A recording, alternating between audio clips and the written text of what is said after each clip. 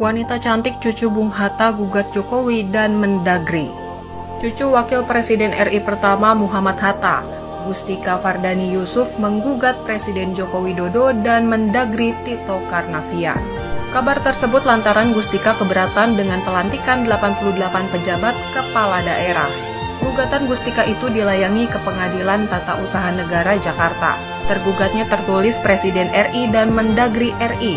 Selain Gustika, ada 4 penggugat lainnya yang terlihat di SIPP PT UN Jakarta, yakni Adito Harinugroho, Lilik Sulistyo, Suci Fitria Tanjung, dan Yayasan Perkumpulan untuk Pemilu dan Demokrasi.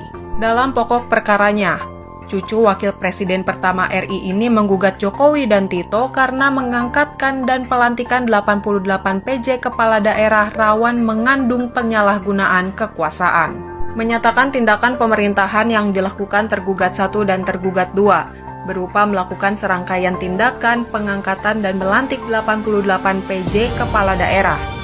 PJ Gubernur Provinsi sebanyak 7 orang, PJ Wali Kota sebanyak 16 orang, dan PJ Bupati sebanyak 65 orang selama kurun waktu sejak 12 Mei 2022 sampai dengan 25 November 2022. Yang berpotensi mengandung unsur penyalahgunaan kekuasaan. Bunyi petitum gugatan seperti dilihat Jumat 2 Desember 2022. PT UN Jakarta diminta menyatakan tindakan pemerintahan yang dilakukan Jokowi dan Tito dengan mengangkat dan melantik 88 PJ kepala daerah mengandung unsur penyalahgunaan kekuasaan karena dilakukan tanpa terlebih dahulu menerbitkan peraturan pelaksana. Para penggugat menilai tindakan pemerintahan tersebut merupakan perbuatan melawan hukum. Mereka juga meminta Majelis Hakim PT UN Jakarta menyatakan pengangkatan dan pelantikan total 88 PJ kepala daerah tersebut batal dan tidak sah.